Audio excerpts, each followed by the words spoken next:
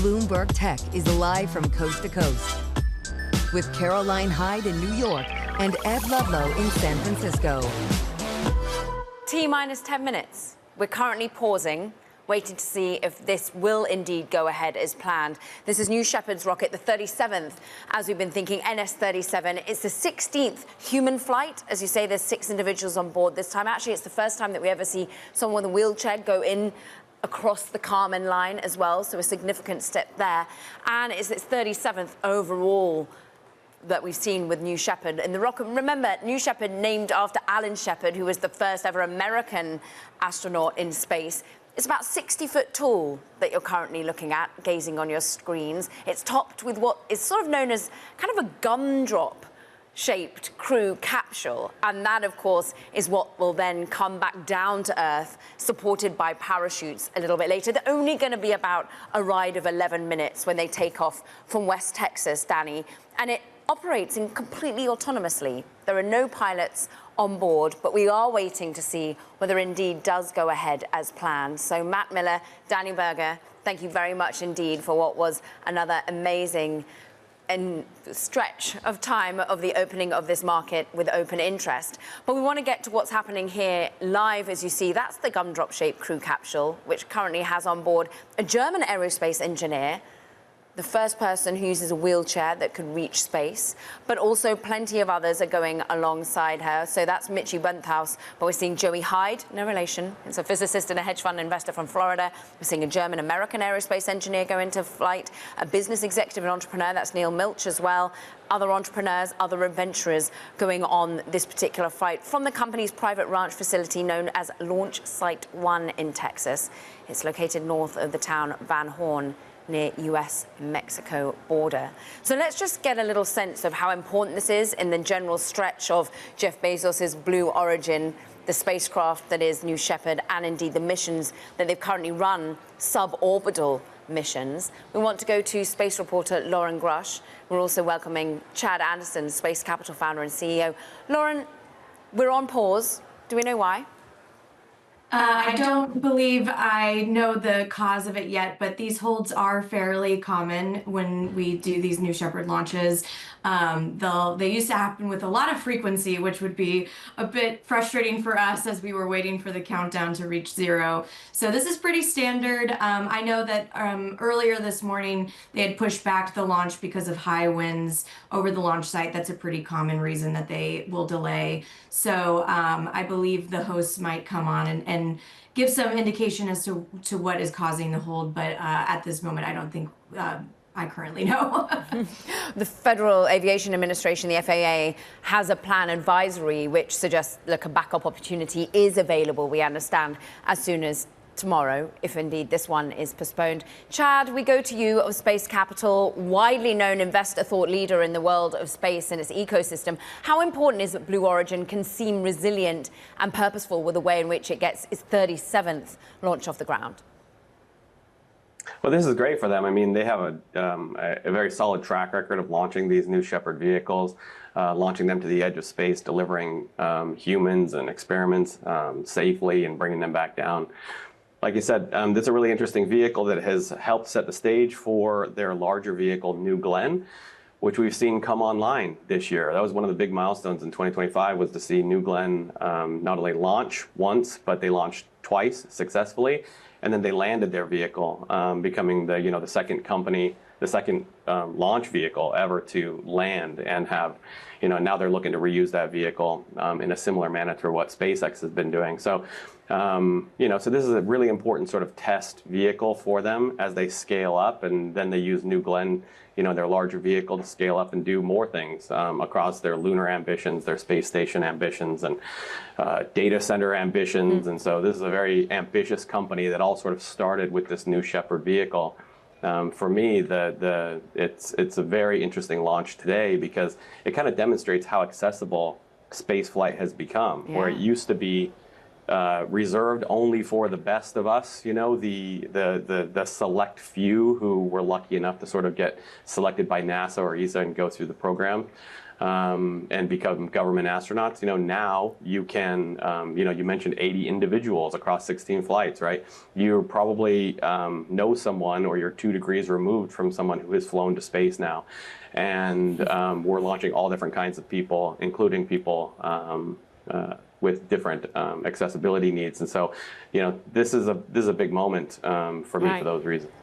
Lauren, we talk about that ambition, many talking about the data center opportunity. We were just having you on yesterday to discuss how Eric Schmidt has become CEO of a space company as well. Give us the context of how fast and furious it is to ensure there isn't just one monopoly here when it comes to rockets into space. Well, I mean, I think the thing we are demonstrating with companies like Blue Origin, SpaceX, Relativity, as we mentioned, all sorts of commercial companies, is that there is quite a very vibrant and diverse space economy. And clearly everyone is looking for what is going to be the next big thing that provides that big profit that everyone is looking for. I think over time, we've kind of questioned whether launch alone is enough to sustain these companies. And I think we've seen that, when it comes to their business portfolio, that is why when the likes of Blue Origin, SpaceX, a lot of these launch companies do more than just launch, because I don't think launch alone doesn't seem like it's enough to sustain the business. So we see them building satellites, talking about space stations, launching people. And so data centers seems to be this next big thing that I think a lot of these entrepreneurs think might actually be kind of the space gold mine, as it were. We're just seeing pictures of William Shatner, and he was the eldest person to go to space on Blue Origin there. Chad, just lastly to you, at this moment when we think pushing forward, what is New Glenn rocket expected to achieve? How much more resilience do we need to see for the larger rocket in 2026? Well, they're off to a fantastic start, where SpaceX goes out and is known for trying and testing and running their test programs very visibly in public, all of the mishaps and the learnings and everything, and we get to follow along. Bezos and Blue Origin has gone the exact opposite route, right? They have done a ton of testing before they launch, and so that's why we've seen the first 2 launches of that vehicle be successful, and the second one even landing successfully. So, if 2025 was the year of launch frequency, and it was, I mean, we were launching orbital rockets almost every single day, sometimes multiple times per day. If that was the case, then 2026 is going to be the year of mass to orbit. We have massive new vehicles coming online. SpaceX's Starship, Blue Origin's New Glenn, and they've announced a larger variant that is similar in size to Starship. So we have 2 massive vehicles that are going to launch an enormous amount of mass and enable more and different types of infrastructure, like orbital data centers, like space stations and manufacturing facilities. And it opens up an entirely new sort of piece of the market that didn't make economic sense before. So it's a really interesting foundation for what I think is going to be a fantastic and massive 2026 in the space economy. Important year for a new NASA chief as well, who recently just got Senate approval as recently as yesterday, that of course being Jared Isaacman, to lead the space NASA. Bloomberg's Lauren Grush, Chad Anderson of Space Capital. Pleased to say we'll be sticking around as this launch happens. Stick with us. There's more to come. This is Bloomberg Tech.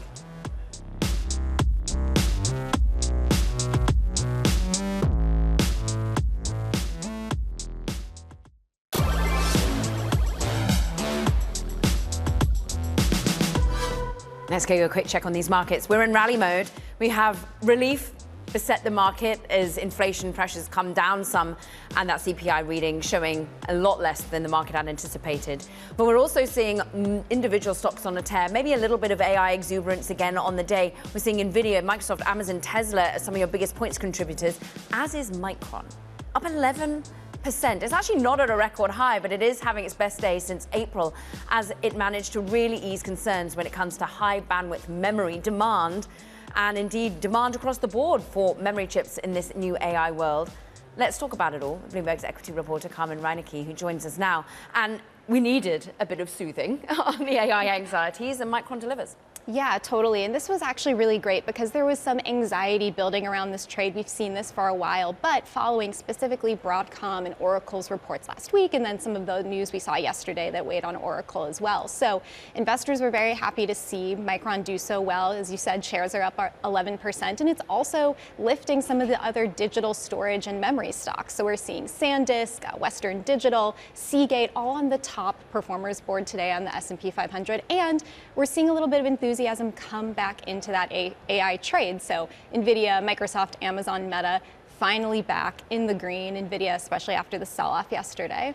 What's interesting is that, I mean, the only laggards are Dell, HP, those that depend on memory as part of their own supply chain. And of course, if prices go higher, that's hard for their margins. But really, Micron showing that it can deliver in terms of price increases that we're seeing also over at Samsung and SK Hynix. Yeah, it's totally true, and you're right. The Apple is lagging today, so is HP, so is Dell. I think what we're really starting to see is that the AI trade is still going, but it's becoming, I think, more and more company specific, right? Investors are really rewarding the shares of companies that do deliver and are showing that they can, do well, that they have future growth, and are much more cautious on the stocks of companies that don't or that stumble at all. And, this can change quarter to quarter. I mean, we just saw that with Oracle. So it's really a story that just continues to unfold. Carmen Reinecke, always unfolding it for us. We appreciate it. Let's get more of the broader tech context. Janet Mui is here with us, RBC Bruin Dolphin, Head of Market Analysis. And look, we saw really strong revenue growth from Micron. The fundamentals clearly outperforming. Is that what we need? We need earnings proof points right now? Hi, Caroline. Yes, absolutely. I think investors are being more picky in general. I think as the AI trend continues to accelerate, I think we need solid evidence that it is actually delivering commercial benefits, broadening its application, and of course delivering earnings. And I think that is really the primary thing that investors are going to focus increasingly in 2026. Basically going to be much more selective and also being cautious on anything that is leverage related. So do you think there's more pain to come for those like an Oracle that have to spend significant amounts to be able to build up the infrastructure needs? I think that will be certainly increasing scrutiny because the thing is, if you look at the commercial commitment of Oracle, it stretches along decades. And we know that although you kind of see that the demand is very strong, you just can't actually confidently predict the future, right? And also, of course, is profitability. And I think the key question is, it is really the amount of debt that is fueling this AI infrastructure, particularly for Oracle. I think for hyperscalers or companies that have abundant cash flow, a strong balance sheet, that would be less of a problem. But I think a lot of those pain has been released after the share price decline from Oracle. So hopefully we're setting for a better stage from here. What's been interesting is the desire with which to sell companies that have significant exposure to, say, an OpenAI, and there's been this generalization really out there that you've been buying the Google winners, Alphabet winners instead. Is that trade still on? Are we seeing actually that you can have exposure to OpenAI? Look, Amazon with another seemingly circular deal where they give equity to OpenAI so that it can afford its cloud and compute in the future. Well, I think the thing is the market for AI is huge, right? It's expected to keep growing, keep accelerating. So there isn't necessarily just going to be one winner out there, like one software, one model that is going to conquer everything. So there's this competition between Gemini and OpenAI, which worries investors because Gemini seems to be getting a lot of accolade recently. But I think the market is just very, very broad. So in general, I think it is normal for investors to get a little bit worried in the near term. But I believe that ultimately there will be multiple winners, and they are likely to be those large in scale, and which is already building on very strong existing foundations. Janet, your view on breadth. because there hasn't been much in 2025, and you can rack up almost like 40% of all the gains of certain indices are down to one particular name or a sprinkling of them. For the broadening to happen, do we have to see valuations fall for some of the previous winners, or can they remain elevated and others continue to run up alongside? I think it's the latter case. I do think that investors are willing to pay a higher premium for these strong AI leaders. It can continue, right, as long as they continue to deliver strong growth. And I think the broadening out story, we've seen that recently, and I think a lot is because of the Fed's upward revision to growth forecast. So we really need to see the economy continue to stay strong, or at least resilient, and also having some more rate cuts from here. So I think another case is that we may see broadening out in terms of the AI productivity story. If that happens, we see more evidence of that, then it could keep the rally in the small and mid caps going. Yeah. What about US being the only game in town, or broadening out more into Asia? We just referenced Samsung, SK Hynix as big winners in high bandwidth memory. Yeah, we have a slight overweight position in Asia equities, and probably that's based on the AI story. It's also, as you're right, it's more diversification away, or in addition to that US AI story. I think Asia got some really great and important names in that AI ecosystem, which is worth looking. And I think the other thing about diversification is that we are constructive on the AI story, but as investors, it's good to think about diversification in your portfolio. And I think UK actually offers good diversification because the market has very little in tech. It's more defensive in nature, and the valuations remain attractive. So if you think from a total portfolio perspective, having that UK exposure actually helped to balance that out, that AI exposure. Janet, how many calls are you getting from clients who want exposure more to the private markets and private assets, the 16 trillion out there, rather than just the public market exposure? Yeah, that's interesting. So I think currently there are interest, of course, but I think for us, mostly is still in the public market space, but we're certainly looking more into that space. Janet Mui of RBC Brewin Dolphin, thank you very much indeed. Happy holidays to you, if we don't speak to you again before them. Coming up, we'll talk about record private valuations for tech firms with Patrick McGoldrick from JP Morgan Private Capital, just where we left off with Janet Mui. Now, there's also a reminder that as we head to break, we are watching Blue Origin's planned rocket launch. It's on hold for now.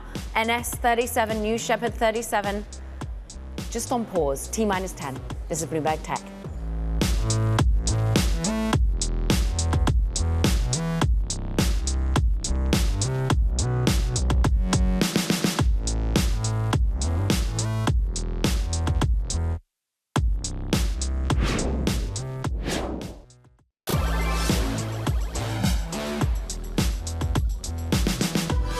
Private tech firms, they are commanding record valuations, particularly as some of the biggest names in AI stay private for longer. Now, according to Patrick McGoldrick, managing partner at JP Morgan Private Capital, this is leading to perhaps a bit of a blurring of boundaries between the public and private markets. Pleased to say Patrick joins us now. So talk to us about that blurring. How much are investors, institutional, anyone really, wanting to get more exposure to the private markets right now? I think it's a core theme that we're seeing across asset classes, both in the equity market and the credit markets, of course. But as it relates to the equity lens, companies are staying private a lot longer. Yeah. It's well understood from 1997 being 5 years on average and $20 million of sales to 2025, where it's $220 million of sales and 14 years of being a private company. But the demand is there. The depth of the private markets is there. And I think the growth we're seeing is fueled by great innovation in the private markets. And so it's a theme that we're excited about. It's something that we think we're well positioned for as a firm, and excited to see what the year ahead brings. I mean, look, your positioning is showing up in these valuations. $134 billion valuation for Databricks, yes, in an almost unheard of Series L. I mean, is there the depth in the public markets to support the ambitions of these CEOs and the need for capital to continue to expand? I think it's a really important question. I'm glad you asked, because inherent in every valuation, of course, is it supported by the fundamentals. Ali and the Databricks management team have done an exceptional job of positioning themselves effectively for the AI wave, making sure that data and that infrastructure layer is well supported and that they're the market leader. And it shows up in the metrics. They're growing 2 times the rate of public high growth SaaS comps. They're positioned effectively with net expansion rates of 140%. There are no public companies in the software space growing at that level. So I think that drives the valuation, it drives the demand for the company. They've also been aggressive in their pursuit of assets on the acquisition side that have effectively positioned them. So to us, it was a privilege to co-lead the financing. We think the public markets will view this as one of the premier darling assets in the private markets. And so when they go public, it will be an exciting moment for the company and certainly for us. There's a few other darling assets out there. One of them, as reported by The Information, is currently fundraising at a $750 billion valuation. That's OpenAI. That's in your portfolio too. Yes. Are they fundraising? So I will let the company speak for themselves on that. I would say we're very proud and excited investors to be backing OpenAI. I think Sam and his team, time and time again, despite a little bit of the negative news or the challenges associated with it, have demonstrated an ability to innovate on the product side, to form formidable partnerships. I mean, Disney and what they're doing there, as well as the partnerships with universities across the countries are emblematic of that. It's not the first time that there's been a little bit of that focus and intensity of product market fit for them. And so to us, we think it's a great asset. We're excited to be investors in it. And they continue to be synonymous with growth in large language model space. And so I'll leave it at that, but certainly an exciting journey for the company. I mean, the same blurring and tussle and mental models are going on in public and private. Yes. Too many big names dominating certain indices. Too much VC capital really is totally exposed to the AI trade. How have you talked to your clients and potential future LPs about, well, the economy not supporting what is an AI bubble? I think there's a few things you have to root yourself in, and just taking a step back at times and zooming out makes it a little bit easier to appreciate the growth in the private markets and AI in particular. You go back 3 years ago, ChatGPT had just emerged on the scene. We're at 1 billion monthly active users, and it is one of the most intertwined assets within a tech stack at both the consumer level and the enterprise level. You have growth curves being completely redefined. That's the hardest part, I think, for public market investors is you have companies achieving $100 million of revenue 1 to 2 years faster than their public SaaS companies did when they were private at 20 to 30% the number of employees. Think about the compounding effects of that over time. So yes, there will be, in any tech cycle, there are assets that are overvalued, there's excess, there are companies that may completely go bust, but inherent in every single tech cycle, cloud computing, infrastructure, 5G, mobile internet, there is a new cohort of companies that define those generations. And we think we're seeing many of those play out in the private markets. Look, the leading one defining private market valuations at the moment is SpaceX. We're on tenterhooks waiting for Blue Origin to launch, and we're going to go back to it in a moment. But what are your perspective in terms of where 2026 is going to see really the excitement, the exuberance? Is it going to be all about generative AI, the models, the LLMs, or more space, more broadly?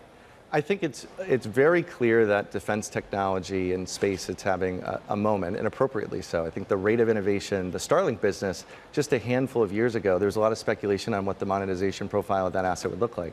For us, we are definitely focused on core assets where there's defensibility of spend from the chief information officer layer on the enterprise side, right? We benefit from JP Morgan's breadth of $18 billion of technology spend to drive insight there. But importantly, cybersecurity, artificial intelligence, those are resilient areas of spend. Why? Because the efficacy that you're seeing now from deploying AI in your organization exceeds the cost.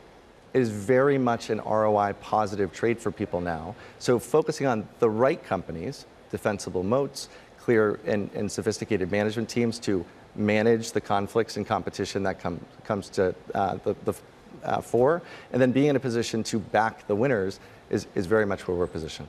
Patrick, it's great having you on. Thank you very much. Do come back. Wishing you well for the end of 2025. Patrick McGoldrick there, managing partner of JP Morgan Private Capital. Let's get back to Blue Origin now. The launch is back on.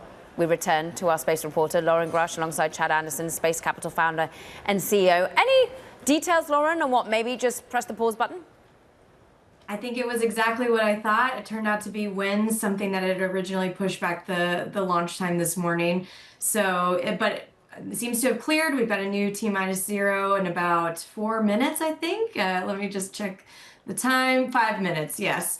And I would not be surprised if they had another hold for wins again. Fingers crossed that they don't. But as of now, it seems like all systems go.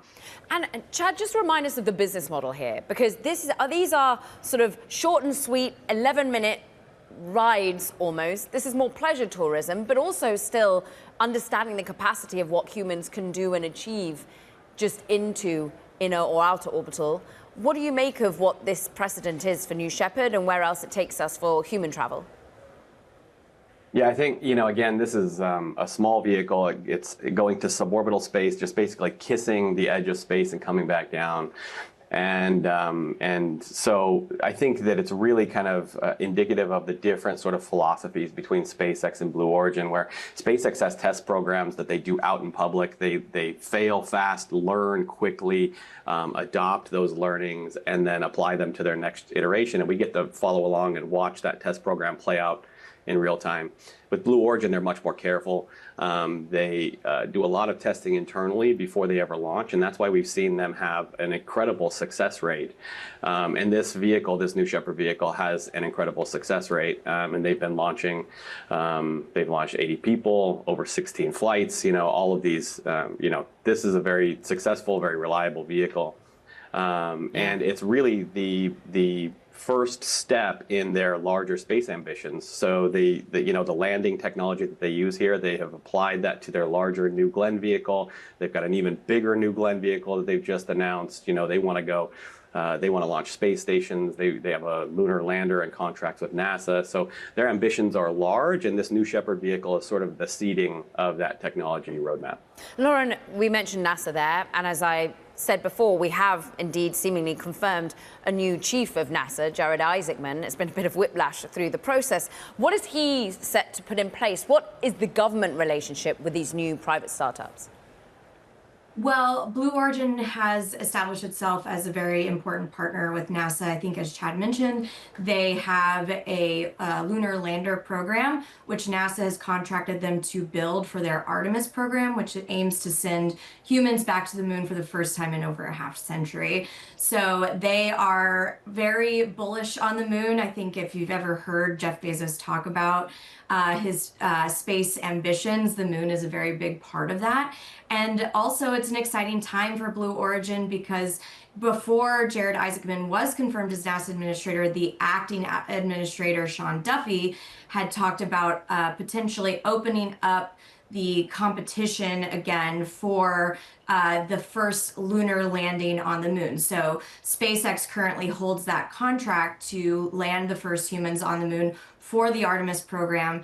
But because of some concerns about delays in that development process, Sean Duffy had talked about opening up that contract to see if Blue Origin could potentially move more quickly on their lunar lander program. So I think they're going to try and take advantage of that. So it'll be a very interesting time over the next few years to see if SpaceX pulls ahead, if Blue Origin pulls ahead. So we're really in a new age space race to get back to the moon. And the race is on for NS-37, just 1 minute, 30 seconds or so before launch. Chad, very briefly, the management behind Blue Origin, the likes of Dave Limp coming from Amazon, important? Absolutely. I mean, the company was around for 2 decades and never launched anything. They were in R&D mode for a very long time. I think bringing in Dave Limp, you've seen what's happened. I mean, obviously a lot of work had been done up to that point, but Dave Limp is a key reason why the company is now launching.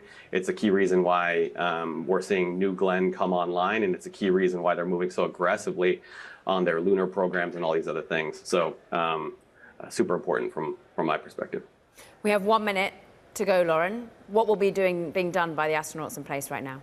Oh, we're on hold again. 58 seconds to go. Maybe a wind pause for now, Lauren. But what would the astronauts currently be doing? What would the 6 people who are currently riding likely to be doing in this preparation stage? Well, I don't know personally, but I imagine their hearts are thumping quite quickly, and perhaps the adrenaline is pumping through them at this moment. I think truly the way that the vehicle is designed is that it's very automated. So they're strapped into their seats. I think they really just are along for the ride for that first ascent portion. So I think for them, it's just a waiting game, and they're probably,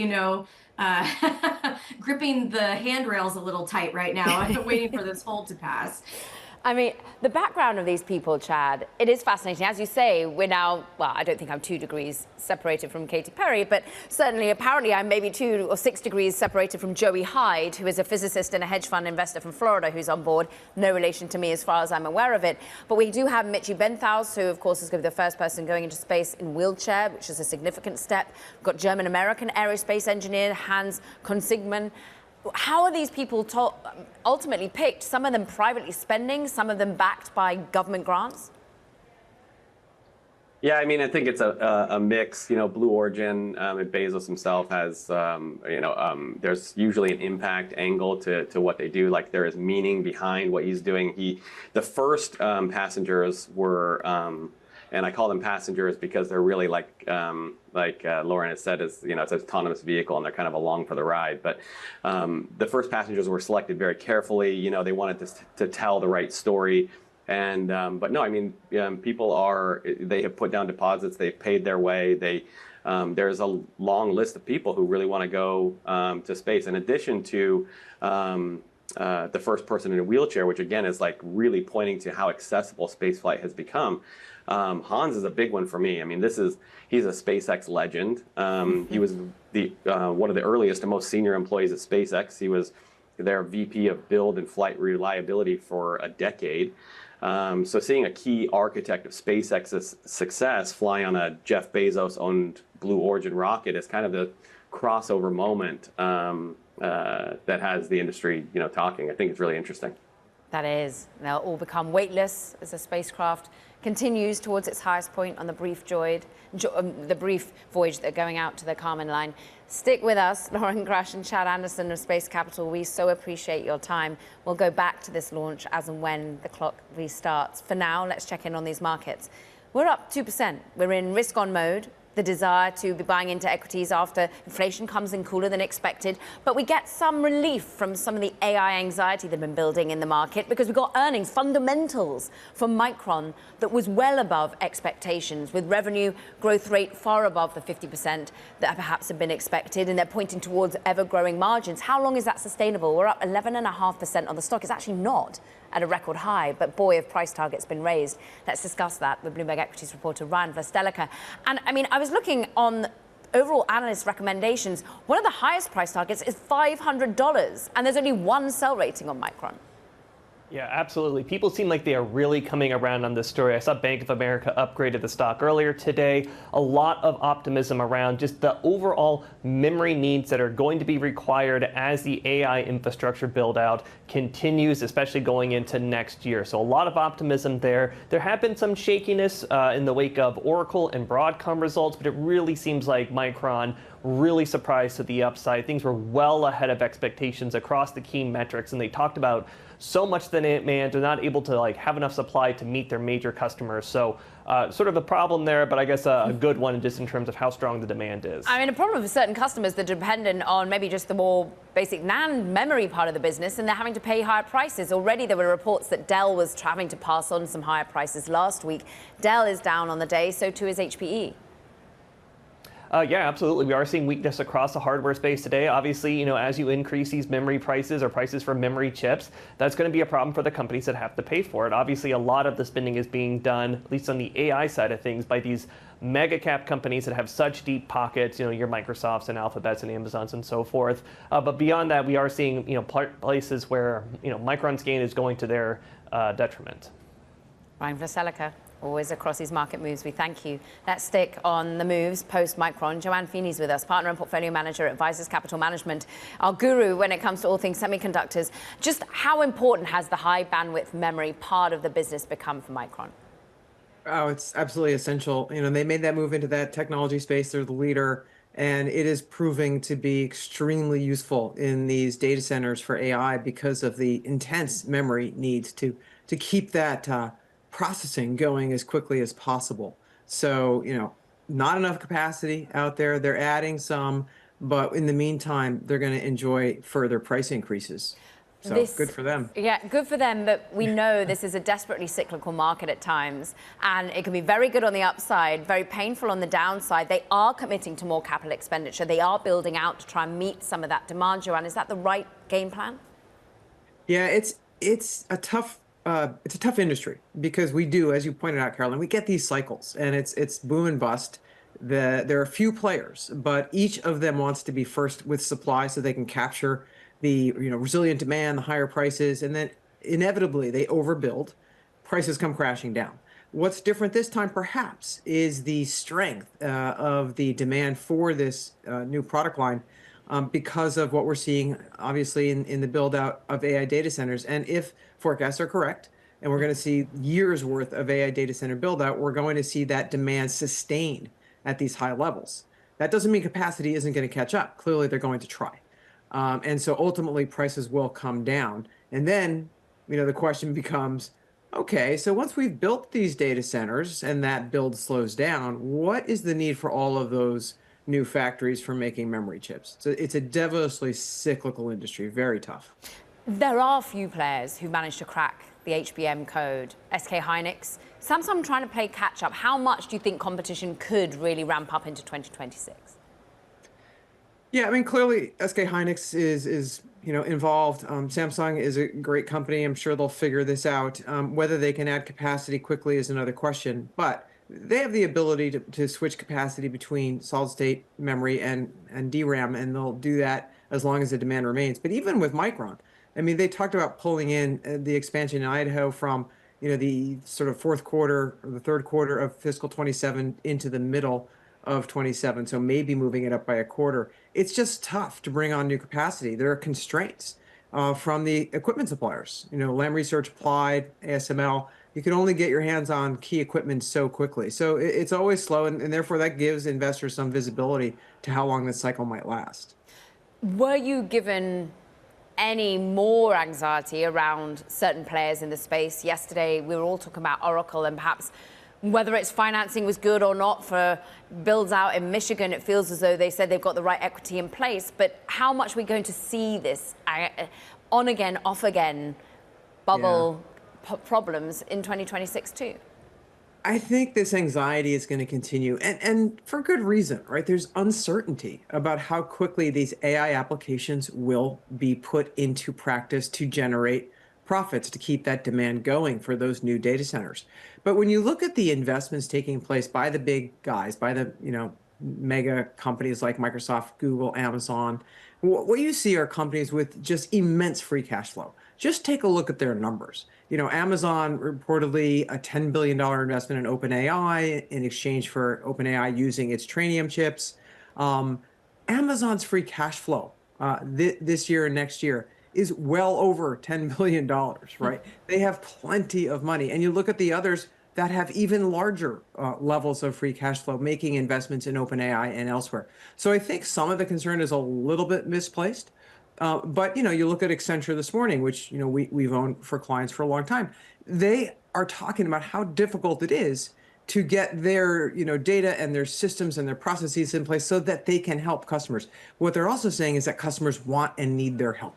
So there's definitely an effort out there to roll out AI applications, and we're going to see that happen. The question that makes people nervous is how quickly will it happen? Will there be enough profits for the users of AI who are paying this money for access to these models? Will they continue to pay in sufficient quantities that doesn't cause a slowdown in the build out of these data centers? But right now, the valuations for a company like Broadcom are really reasonable when you just look at 2 years worth of growth. And some are complaining that the valuations are not so reasonable. But I would encourage people to look not just at 1 year of earnings growth, but look at a couple, look at 3. I like that takeaway. Joanne Feeney, always great to catch up from Advisors Capital Management. Stay well. Thank you. Coming up, we're going to talk about the efforts in China and the US to develop domestic AI champions. James Proud, CEO of chip foundry startup Substrate, joins us for that. And a reminder, as we head to break, we are watching that countdown clock. Will it restart for Blue Origin's planned rocket launch? This is Bloomberg Tech.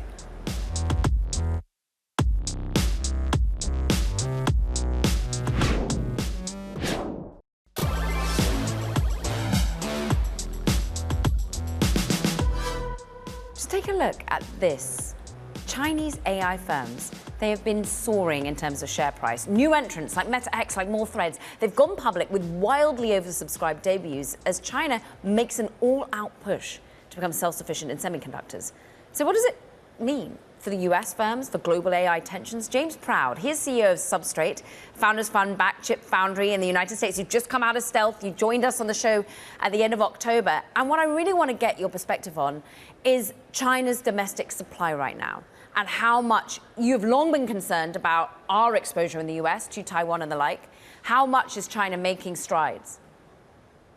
Yeah, well, I think when we talk about China's ability to have an advanced semiconductor sector, the question isn't, can China make fabs? Can they make equipment? The question has always been, will they have access to EUV lithography tools or be able to make their own? And the reporting that came out yesterday shows that China now has a working prototype of some type, which I think to a lot of people came as a surprise. This is something that we've been tracking for a very, very long time, and something that I think that the US should actually take incredibly seriously.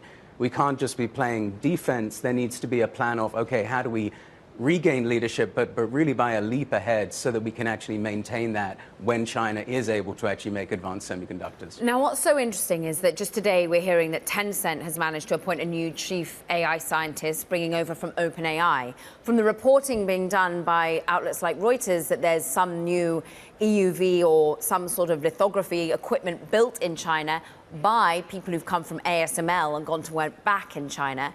How is the talent war and the brain drain something that you're keeping an eye on? Yeah, well, I think that we underestimate China to our peril. Like, they are some of the smartest scientists and engineers in the world. And we shouldn't be surprised that they sometimes join Western companies and then often go back and are able to compete very effectively.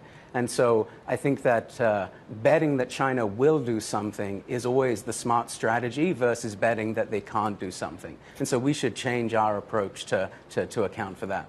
Your approach is about taking on EUV lithography in a different sort of ways and means. You've been getting $1 billion valuation already. You're looking to restore American leadership when it comes to actually the equipment needed to manufacture semiconductors. What is your relationship like with the US government right now? How much are they taking this into account, and how have things changed since we last spoke? Yeah, our relationship for many years has been very close with the US government, and so I wouldn't say there's really been much change. We collaborate very, very closely with them, and they've been some of our biggest supporters, and frankly, we wouldn't be where we are right now without a very, very close relationship with the government. You use, as you say, particle acceleration, X-ray wavelengths to really etch intricate detail, basically patterns into wafers. How to those that are cynical on what you're building, how do you give the proof points? Give us something tangible that you've managed to make strides in to be able to ensure that maybe we don't even need ASML, let alone Taiwanese-produced chips. Yeah. So there's a lot that still needs to be done, but I think that we're very excited over the coming months and the next couple of years to begin actually showing some pretty big leaps. We've been able to go from sort of zero to having our own working prototype tool in 3 years, and that is sort of similar to what was just announced from China yesterday. Actually, on my X account this morning, we went and posted, like, one of the key things that was actually in that reporting yesterday is a doubt that China will be able to catch up on the advanced optics required for these systems. And we just went and publicly released some research that we did 2 years ago on how China is actually already achieving these optics domestically. And so the efforts that are going on here are far greater than is really sort of at the public level. And yesterday's news is really only the start of this. So what does that mean for maybe easing restrictions on H200s? I mean, all of this, we've seen a clampdown on EUV lithography from ASML going into China from the US pressure. Is it all too late, James? I don't think anything's too late, and I think that, like, when Jensen says China's only a nanosecond behind, like, he's correct. And so I think that our focus at the US needs to be focused on what we're very good at, which is sprinting. Like, we can play a defensive strategy, but we need to have an offensive, as I said, leap ahead strategy as well, and that's the role that we are trying to play. James Proud, CEO of Substrate, trying to leap when it comes to chip equipment making. We appreciate it. Now coming up, Trump media shares absolutely popping as it makes another huge pivot, this time into nuclear fusion. Details next. This is Bloomberg Tech.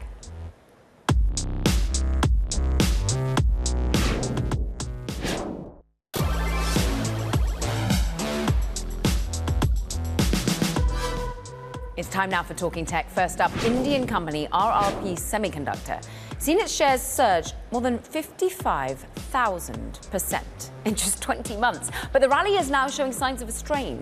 According to sources, the Securities and Exchange Board of India has actually begun to examine the company's shares surge for potential wrongdoing. Plus, SoFi, it's launched its own US dollar stablecoin called SoFi USD. The company says it plans to make SoFi USD available to its members in the coming months and is positioning the token as a tool for 24/7 settlement across card networks, retailers, and businesses. And North Korean hackers are said to have stolen a record $2 billion worth of crypto this year, according to a report from Chainalysis. Now, the country's haul from crypto theft has risen more than 50% from 2024. Since records began, the country is estimated to have boosted its crypto spoils to at least $6.75 billion. Talking of crypto, and maybe a bit of a pivot, Trump Media has agreed to combine with TAE Technologies in an all-stock transaction valued at more than $6 billion. The companies say it will create one of the world's first publicly traded nuclear fusion companies, with plans to construct the first utility-scale fusion power plant next year. Bloomberg Energy reporter Will Wade joins me now. A social media crypto asset management company is merging with a nuclear fusion company. Let's theorize as to what the upside is for nuclear fusion. Why are they thinking this is a good bet? You know, this is not the deal I was expecting to see when I got to work this morning. The pieces, I didn't intuitively put them together, and I still don't. But what I do know is, so TAE has been doing this for a long time. There's a lot of companies working on fusion. TAE is making good progress. But one of the things they said is they're getting almost up to $300 million out of this right up front, and they need it. Their CEO, there was a call this morning, and he said, capital is becoming one of our problems. I'm like, really? Because in fusion, physics and engineering and technology has always been the problem. So saying we really need the money is an interesting development. There is a lot of money, a lot of ambition chasing nuclear fusion. Sam Altman is in there, and Jeff Bezos. A lot of them have been involved in fusion startups. What's TAE done differently? TAE is using a different kind of fuel. Most of the fusion companies want to use these two hydrogen isotopes, deuterium, tritium. Tritium is hard to get, and it's kind of radioactive. TAE is using hydrogen boron, which is not radioactive and it's easy to get. So they talk about that as one of their differentiators. But, you know, really the key for all of them is the super strong magnets to keep this, 100-something million degree ball of plasma contained. Where are we in nuclear fusion and its efficacy? I mean, you're a man who has great patience. You work in the world of nuclear. Yeah, I mean, nuclear moves slow and fusion moves even slower than that. But the joke on fusion is that it's always 20 years away, and it's getting closer. There's a couple of companies that are, making, tangible steps. There's Commonwealth Fusion. They're actually working already on what they say will be their first commercial plant. Now, they haven't actually achieved a stable fusion reaction yet, but they're getting close with their demo plant. TAE says they're going to start building their first commercial plant next year with the money from this deal. And there's, again, on the call today, they talked about first power in 2031. They didn't define that, so I'm curious how exactly what that means. But we could have some real fusion power plants sometime in the 2030s. It's going to be fascinating to see how the current Trump Media CEO, Devin Nunes, teams up with the Fusion CEO. They're going to be co-CEOs of this business together. It's been great getting your breakdown on just the energy and the innovation side of it all. Bloomberg's Will Wade, he's always there for us when we need to talk nuclear. But that does it for this edition of Bloomberg Tech. You don't want to forget to check out the podcast. You can find it on the terminal as well as online on Apple, Spotify, and iHeart. For now, Blue Origin, the flight has been cancelled.